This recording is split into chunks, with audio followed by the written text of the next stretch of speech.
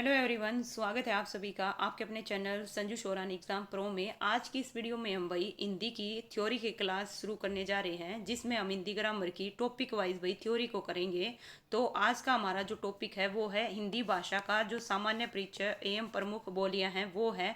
और उसमें भी हम वन बाय वन भाई सबसे पहले जानेंगे हिंदी भाषा की उत्पत्ति। क्या जानेंगे भाई? हिंदी भाषा की जो उत्पत्ति है वो किस प्रकार हुई। तो जो हमारा फर्स्ट चैप्टर रहेगा, फर्स्ट चैप्टर में भी है ना भाई, इसको डिवाइड करके मैं आपको करवाऊंगी। तो चलिए शुरू करते हैं बिना किसी देरी के। सबसे पहले हिंदी भाषा की उत्पत्ति। भाषा शब्द संस्कृत की भास धातु से बना है। किससे बना है भाई? गौर फरमाइएगा, भास धातु से बना है, जिसका अर्थ है कि बोलना या फिर कहना। आपसे पूछा जा सकता है जो भाषा है ना, किस शब्द की धातु से बना है? संस्कृत से। और कौन सी धातु भाई? भास धातु से, जिसका अर्थ क्या होता है भाई? बोलना या फिर कहना। यहाँ से 3 क्वेश्चन बनेंगे इस प्रकार से। भाषा ही वह माध्यम होता है जिसके द्वारा मनुष्य अपने जो भाव हैं, विचार हैं, भावनाएं, इनको क्या कर पा रहे हैं भाई? व्यक्त कर पा रहे हैं। भाषा अर्जित संपत्ति है। तो भाषा कैसी संपत्ति है भाई? अर्जित संपत्ति है। नोट कीजिएगा, भाषा कैसी संपत्ति है? अर्जित, जिसे मानव अपने चारों ओर के वातावरण से क्या करता है भाई? अर्जित करता है। और इंपॉर्टेंट फैक्ट है यहाँ पे क्या, शब्दों के सार्थक समूह या संकेत को क्या कहते हैं भाई? भाषा कहते हैं। तो शब्दों का क्या होना चाहिए भाई? सार्थक समूह होना चाहिए, तभी उसको क्या कहेंगे भाई? ठीक है। भाषा वाक्यों से, भाषा किससे भाई? वाक्यों से। और वाक्य किससे? शब्दों से। और शब्द किससे भाई? ध्वनियों से मिलकर बनते हैं। इस प्रकार से वाक्य, शब्द, मूल ध्वनियों से ही भाषा के क्या है भाई? प्रमुख अंग हैं। कौन कौन से हैं भाई? वाक्य, शब्द और ध्वनियाँ, ये भाषा के क्या हैं? अंग हैं। कामता प्रसाद गुरु के अनुसार, किसके अनुसार भाई? कामता प्रसाद गुरु के अनुसार भाषा वह माध्यम है जिसके द्वारा मनुष्य अपने विचार दूसरों पर भली भांति प्रकट कर सकता है और दूसरों के विचार आप या स्वयं समझ सकता है। ये जो है भाई किसने कहा था? कामता प्रसाद गुरु ने कहा था। भाषा के रूप जानेंगे। क्या जानेंगे भाई? भाषा के रूप। देखिएगा, भाषा के जो रूप हैं अभिव्यक्ति की दृष्टि से, किस प्रकार से भाई? अभिव्यक्ति की दृष्टि से कितने प्रकार हैं? 3 रूप हैं। कितने हैं? 3 हैं। सबसे पहला है भाई मौखिक, दूसरा है लिखित, तीसरा है सांकेतिक। कई बुकों में आपको 2 मिलेंगे, मौखिक और लिखित। लेकिन ध्यान रखिएगा, अगर आपसे पूछ ले अभिव्यक्ति की दृष्टि से, है ना, भाषा के कितने अंग हैं भाई? 3। कितने हैं? 3। सबसे पहला हम पढ़ेंगे भाई मौखिक भाषा। क्या होती है भाई मौखिक भाषा? परिचर्चा अर्थात विस्तृत व्याख्या भाषा का क्या है भाई? मौखिक रूप है। और लिखित में क्या होगा भाई? भाषा का वह रूप जिसमें अक्षर या चिन्हों की सहायता से हम अपने विचारों पर लिख कर, कैसे भाई?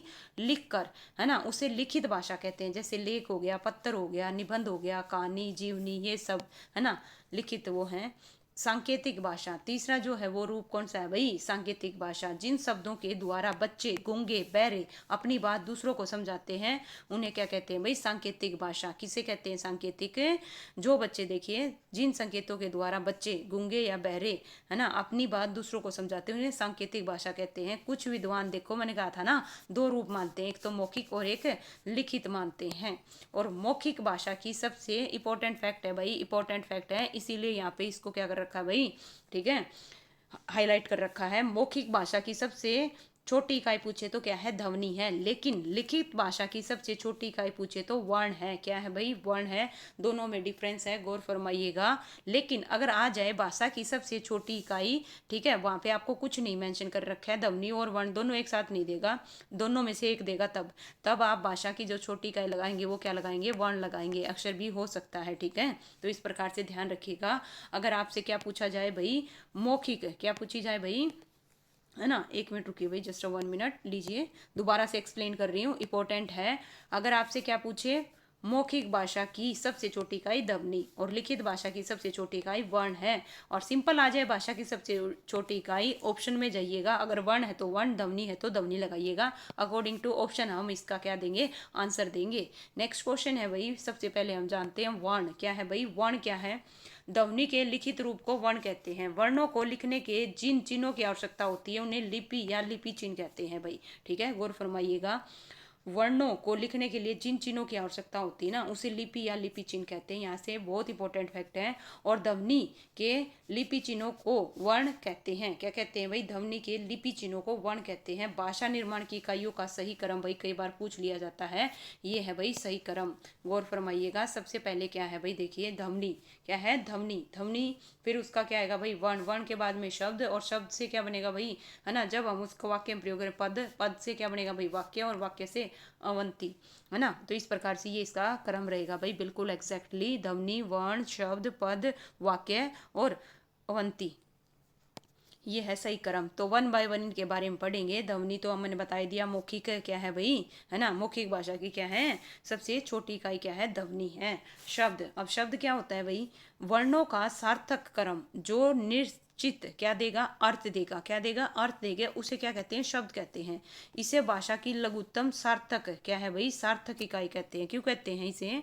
देखिएगा, अगर आपसे पूछ लिया जाए क्वेश्चन, सबसे अभी पूछा था, जैसा कि क्या पूछा था भाई? सबसे छोटी इकाई। क्या पूछा था? सबसे छोटी इकाई। तो आपने क्या बताया था भाई? वर्ण बताया था। क्या बताया था? भाषा की छोटी इकाई वर्ण बताया था। लेकिन भाषा की अगर लघुत्तम सार्थक क्या है भाई? सार्थक। Okay, point be noted. इसमें सार्थक साथ में आएगा। कमल, नयन, चैन। तो वो क्या आएगी भाई? भाषा की लघुत्तम इकाई शब्द है। क्या है? शब्द है। इसी प्रकार से, लेकिन इनका भी क्रम निश्चित होना चाहिए। जैसे कमल है, आप कमल को ना कमल, कमल लिख रहे हो, कमल आगे पीछे थोड़ी ना लिख दोगे, ले मैं कह, तो इस प्रकार से थोड़ी ना लिख सकते हो आप। इनका एक निश्चित क्रम होगा जो निश्चित अर्थ देगा। क्या देगा? अर्थ देगा, वही शब्द होगा। ओके, क्या होगा भाई? वही शब्द होगा। वर्णों का सार्थक क्रम, वर्णों का सार्थक क्रम। तो भाषा की लघुत्तम सार्थक इकाई शब्द है। क्या है? शब्द है। पद, पद क्या होता है भाई? पद सार्थक वर्ण समूह, जब सार्थक वर्ण समूह शब्द कहलाता है, और जब यही शब्द वाक्य में प्रयुक्त होता है तब इसे क्या कहते हैं भाई? पद कहते हैं। जैसे देखिए यहाँ पे, मोहन क्रिकेट खेलता है, ये वाक्य है।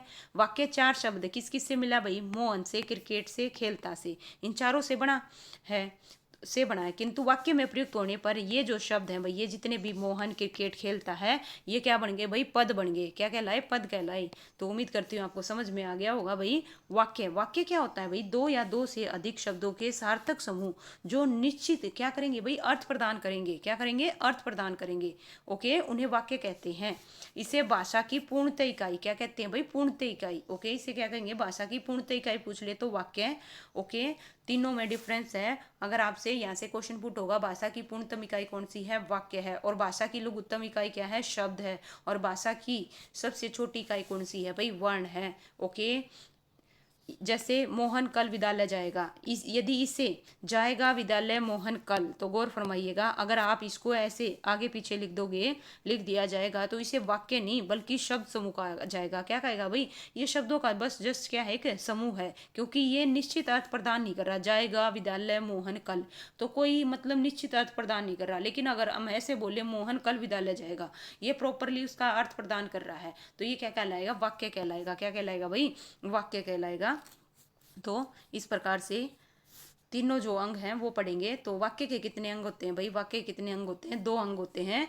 कितने होते हैं? दो होते हैं, उद्देश्य और विधेय। क्या होते हैं? उद्देश्य और विधेय। उद्देश्य क्या होता है भाई? वाक्य में जिसके बारे में कुछ कहा जाता है उसे ही क्या कहते हैं? उद्देश्य कहते हैं। जैसे देखिए, है ना, राहुल होशियार विद्यार्थी है, तो यहाँ पे किसकी बात की जा रही है भाई? राहुल की जा रही है। किसकी की जा रही है? राहुल। तो राहुल इसका क्या है भाई? उद्देश्य है। राहुल इसका क्या है? उद्देश्य। संज्ञा जो होती है ना, संज्ञा जो होती है, या जिसके बारे में जो कुछ कहा जाता है, वो क्या होता है भाई? उद्देश्य होता है। अभय परीक्षा हॉल में बैठा है, कौन बैठा है भाई? अभय बैठा है। किसकी बात की जा रही है? अभय की बात की जा रही है। तो इसका जो उद्देश्य है क्या होगा? अभय होगा। नेक्स्ट है भाई विधेय। ठीक है, क्या है भाई? विधेय, या मोटे तौर पे बता रखा है, बाकी इसमें डिटेल से अगर आप जानोगे तो इसमें क्या होता है भाई? ये जो कर्ता होता है, क्या होता है? कर्ता। कर्ता और कर्ता का जो विस्तार है वो किस में आएगा? उद्देश्य में आएगा, विधेय। ठीक है, कर्म और कर्म वो इस प्रकार से अगर डिटेल से तब करेंगे। आइए, विधेय क्या होता है? उद्देश्य के बारे में जो कुछ कहा जाए, उद्देश्य के बारे में जो कुछ कहा जाए उसे विधेय कहते हैं। जैसे चंडीगढ़ एक व्यवस्थित शहर है, राम ने रावण को मारा, तो यहाँ पे बात करें, ये जो है इतना क्या है भाई? चंडीगढ़ को हटा दीजिए, है ना, और राम ने रावण को मारा, इस प्रकार से कर्ता को छोड़कर। ठीक है, बाकी जो बच गया वो क्या है भाई? विधेय है। एक व्यवस्थित शहर, रावण को मारा, ये क्या है भाई? विधेय है। अवंती, अवंती क्या है भाई? अवंती के अंतर्गत लिंग, वचन, पुरुष और काल के अनुसार शब्दों में परस्पर संबंध स्थापित किया जाता है। क्या किया जाता है भाई? संबंध स्थापित किया जाता है। यह संबंध देखिए कर्ता और क्रिया, कर्म और क्रिया, संज्ञा और सर्वनाम, विशेषण और विशेष्य में होता है। ओके भाई, गौर फरमाइएगा किस किस में होता है। अब हम पढ़ेंगे किसके बारे में भाई? हिंदी भाषा का पर क्या है भाई? पराभाव 1000 ईसा के आसपास माना जाता है। 1000 ईसा के आसपास माना जाता है। भाषा परिवार के आधार पर देखा जाए, जो हिंदी है वो किस परिवार में आती है भाई? ठीक है, क्वेश्चन पूछा गया है, पूछा जा सकता है। जो हिंदी भाषा है वो किस भाषा परिवार की है भाई? बारोपीय भाषा परिवार की। किसकी भाई? बारोपीय भाषा परिवार की है। किसकी है भाई? 1 मिनट दीजिए। भाषा बारोपीय परिवार की है। इंपॉर्टेंट फैक्ट है, यहाँ से क्वेश्चन पूछा गया है, पूछा जा सकता है। हिंदी वस्तुतः फारसी भाषा का शब्द है। क्वेश्चन आएगा, जो हिंदी है क्या है भाई? गौर फरमाइएगा, ये जो हिंदी है किस भाषा का शब्द है? किस भाषा का है भाई? फारसी भाषा का है। ठीक है, जैसे मुहावरे हैं, किसका है? अरबी भाषा का। तो हिंदी किसका है? फारसी भाषा का है। हिंदी शब्द का जन्म संस्कृत भाषा के सिंधु से हुआ है। किससे हुआ है भाई? हिंदी भाषा का जो शब्द है उसका जन्म संस्कृत भाषा के सिंधु से हुआ। इसका पहला प्रयोग ईरान के निवासियों ने किसने किया था भाई? क्वेश्चन बनेगा, जो हिंदी है क्या है भाई? हिंदी, इसका पहला प्रयोग किसके निवासियों ने किया था भाई? ईरान के निवासियों ने। किसने किया था भाई? ईरान के निवासियों ने किया था। ये क्वेश्चन पूछा गया है, आगे भी पूछा जा सकता है। ठीक है, इसी प्रकार से भाई नेक्स्ट है, हिंदी भाषा की मूल उत्पत्ति किससे मानी जाती है भाई? अपभ्रंश से मानी जाती है। किससे मानी जाती है भाई? अपभ्रंश से मानी जाती है। अपभ्रंश को हिंदी की जननी कहते हैं। अपभ्रंश को क्या कहते हैं भाई? हिंदी की जननी कहते हैं। लेकिन जबकि संस्कृत भारत की सबसे क्या है भाई? प्राचीन भाषा है, नो डाउट। अपभ्रंश को हिंदी की जननी कहते हैं, जबकि संस्कृत भाषा की संस्कृत भारत की सबसे प्राचीन भाषा है, जिसे आर्य भाषा, आदिजन्नी या देव भाषा या देववाणी कहते हैं। ओके, अगर आ जाए देववाणी कौन सी है? संस्कृत है। ओके, देव भाषा कौन सी है? संस्कृत है। आर्य भाषा या आदिजन्नी क्या है? संस्कृत है। और एक और चीज है भाई इंपॉर्टेंट, ये क्वेश्चन पूछा गया है, पूछा जा सकता है। अपभ्रंश में कुल कितने स्वर होते हैं भाई? 8 होते हैं। कितने होते हैं? 8। आपने पढ़े होंगे 13। हिंदी में कितने पढ़ रहे हो आप? 13 पढ़ रहे हो। जो अपभ्रंश है उसमें केवल क्या थे? 8 थे। कौन कौन से? ए, आ, छोटी ई, बड़ी ई, उ, ए, ओ। तो इन्हीं 8 स्वरों को मूल स्वर कहा गया। क्या कहा गया था भाई? मूल स्वर कहा गया था। किंतु आदि काल में 2 नए स्वर भाई, ठीक है, ये और विकसित हो गए, जो कि क्या है भाई? संयुक्त हैं। क्या है भाई? संयुक्त हैं। और अपभ्रंश में ड और ढ है, व्यंजन नहीं थे। इनका विकास आदिकाल में हुआ। किस में हुआ भाई? एक और इंपॉर्टेंट फैक्ट है, क्वेश्चन आ जाए, अपभ्रंश में कौन से व्यंजन नहीं थे? ठीक है, क्वेश्चन पूछा जाएगा, अपभ्रंश में कौन से व्यंजन नहीं थे? ड और ढ नहीं थे। इनका विकास किस में हुआ था? आदिकाल में हुआ था। किस में हुआ था भाई? आदिकाल में हुआ था। जब भी पढ़ो ना भाई, लाइन टू लाइन उसका मतलब समझते हुए, और ये देखो कहाँ से क्या क्वेश्चन बन सकता है। ये है सही बढ़िया पढ़ाई का तरीका। अब हम बात करेंगे किसकी भाई? भारतीय आर्य भाषा की। किसकी भाई? भारतीय आर्य भाषा। भारतीय आर्य भाषाओं का कालक्रम की दृष्टि से 3 कालों में, कितनों में भाई? 3 कालों में विभक्त किया गया है। सबसे पहला है भाई प्राचीन भारतीय आर्य भाषा। क्या है? प्राचीन भारतीय आर्य भाषा। ये जो है 1500 ईसा पूर्व से 500 ईसा पूर्व, 15 से, है ना, बीच में इनके बीच में कितना डिफरेंस हो गया भाई? 1000 ईसा का हो गया। कितना का हो गया? 1000 ईसा का रहेगा। ठीक है, देखिए 1500 ईसा से 500 ईसा, तो इसको भी भाई प्राचीन में इसमें 2 आएंगी। एक तो वैदिक संस्कृत आएगी, दूसरी लौकिक संस्कृत। क्या आएगी भाई? लौकिक संस्कृत।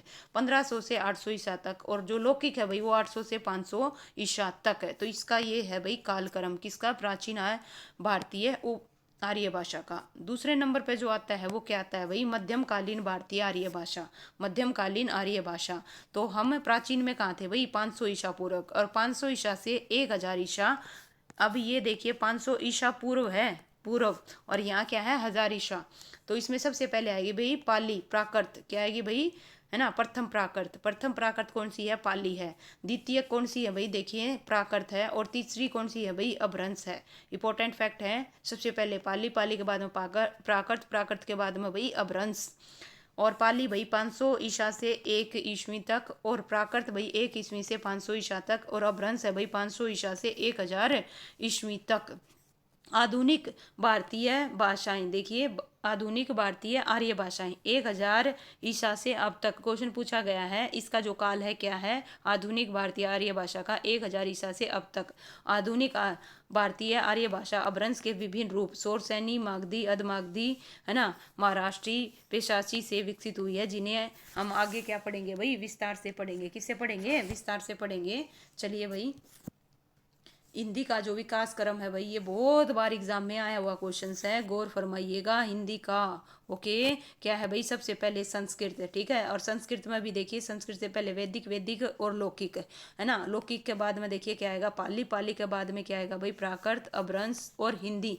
बीच में कई जगह आपको हवट, है ना, अवहट भी मिल सकता है। क्या मिल सकता है भाई, अवहट। देखिए आइए, इसके बारे में लिखा हुआ है, देखो, अपभ्रंश और हिंदी के बीच की कड़ी के रूप में भाषा का एक और रूप प्राप्त होता है। क्या होता है भाई, जो ये अपभ्रंश है, यहाँ पे क्या है भाई, देखिए सबसे पहले संस्कृत, है ना, जो कि हमारी क्या है भाई, आदि जननी। क्या है भाई, आदि जननी, ठीक है। इसके अलावा इसे क्या बोलते हैं भाई, देव भाषा या देववाणी, किसको, संस्कृत को। उसके बाद में पाली, पाली के बाद में प्राकृत, अपभ्रंश, अपभ्रंश के बाद में हिंदी। अपभ्रंश और हिंदी के बीच की कड़ी के रूप में भाषा का एक और रूप प्राप्त होता है, जिसे कुछ विद्वान क्या कहते हैं, अवहट के नाम देते हैं, और कुछ विद्वान इसे अपभ्रंश ही मानते हैं। अवहट नाम का स्पष्ट उल्लेख कहाँ मिलता है भाई, कहाँ मिलता है, विद्यापति की कृतिलता में मिलता है। ओके, एक क्वेश्चन ये भी आ सकता है, जो कृतिलता है वो किसकी है भाई, विद्यापति की है। किसकी है, विद्यापति की। इसमें क्या वर्णन किया गया है भाई, अवहट नाम का स्पष्ट रूप से उल्लेख किया गया है। देखिए भाई इस प्रकार से, ये देखिए यहाँ पे लिखा हुआ है, देसियल बयान सब जन मिठा ते इत्सन जम्पो अवठा। तो इसमें भाई इस प्रकार से कृतिलता में क्या मिलता है भाई, इसका उल्लेख मिलता है। तो आइए जानते हैं भाई, सबसे पहले देखिए संस्कृत, संस्कृत ये क्या है भाई, देववाणी, देव भाषा। उसके बाद में आई पाली, पाली, पाली में भाई बौद्ध धर्म की भाषा मानी जाती है। जो पाली है उसको क्या बोलते हैं भाई, बौद्ध धर्म की भाषा। भगवान बुद्ध ने पाली भाषा में अपना क्या दिया था भाई, उपदेश दिया था। क्या दिया था भाई, उपदेश दिया था। इंपॉर्टेंट क्वेश्चन है, आपसे आ जाएगा। जो बौद्ध साहित्य है या बौद्ध धर्म की भाषा है वो कौन सी है, पाली है। और बुद्ध ने, महात्मा बुद्ध ने जो अपने उपदेश दिए थे वो किस में दिए थे, पाली में दिए थे। किस में दिए थे भाई, पाली में दिए थे। प्राकृत, उसके बाद में आती है प्राकृत, ये है भाई जैन धर्म की भाषा। किसकी है, जैन धर्म। तो जैन कौन थे भाई, महावीर स्वामी ने प्राकृत भाषा में क्या दिए थे भाई, उपदेश दिए थे। किसने, महावीर स्वामी ने। उसके बाद में आती है अपभ्रंश, जिसे बिगड़ा हुआ रूप कहते हैं। जिसे क्या कहते हैं भाई, बिगड़ा हुआ रूप। और बीच में यहाँ पर वट दे नहीं रखा। अपभ्रंश और हिंदी के बीच की जो कड़ी है वो क्या है, अववट है। क्या है भाई, अववट। यहाँ पे दे नहीं रखी, लेकिन आप कहीं पे आ जाए तो ये ना हो कि भाई बताया नहीं, तो ध्यान रखिएगा, है ना। अपभ्रंश और हिंदी के बीच की कड़ी क्या है, अववट है। और हिंदी क्या है भाई, आधुनिक भाषा है। अब हम बात करते हैं किस चीज़ के बारे में भाई, देखिएगा, आकृत मूलक, आकृति या रूप के आधार पर हिंदी कैसी है भाई, वियोगात्मक। कैसी है भाई, वियोगात्मक या फिर विसंश्लिष्ट भाषा है। जबकि संस्कृत संयोगात्मक और अंग्रेजी वियोगात्मक भाषा है। लीजिए भाई इस प्रकार से दोबारा समझिएगा। आकृति अगर रूप के आधार पर हम देखें, हिंदी कैसी है, आकृति और रूप के आधार पर वियोगात्मक और विसंश्लिष्ट या संश्लिष्ट भाषा है। जबकि संस्कृत संयोगात्मक और अंग्रेजी वियोगात्मक भाषा है। और विश्व की 10 सबसे ज़्यादा बोली जाने वाली भाषाओं में हिंदी का स्थान कौन सा है भाई, गौर फरमाइएगा। विश्व की सबसे ज़्यादा बोले जाने वाली भाषाओं में हिंदी का स्थान तीसरा है। तीसरा कौन सा है भाई, तीसरा। क्वेश्चन पूछा गया है, पूछा जा सकता है। हिंदी का स्थान कौन सा है, तीसरा है। अंग्रेजी का प्रथम स्थान है। चीनी भाषा जो मंदारिन है, क्या है भाई, चीनी भाषा कौन सी, मंदारिन, उसका स्थान कौन सा है भाई, इंपॉर्टेंट है, यहाँ से क्वेश्चन बन सकता है और बना भी है और आगे भी बन सकता है। विश्व की 10 सबसे बोली जाने वाली भाषा है, उसमें हिंदी का स्थान तीसरा है, अंग्रेजी का पहला है, और जो चीनी भाषा है मंदारिनी, इसका कौन सा भाई, द्वितीय स्थान है। तो ये था भाई हिंदी भाषा की उत्पत्ति। अगली क्लास में हम पढ़ेंगे राजभाषा के रूप में हिंदी। तो भाई इस प्रकार से उम्मीद करती हूँ आपको सेशन पसंद आया होगा। वीडियो को लाइक कर दो और नेक्स्ट टॉपिक के लिए भाई चैनल को सब्सक्राइब कर लो। Thank you so much.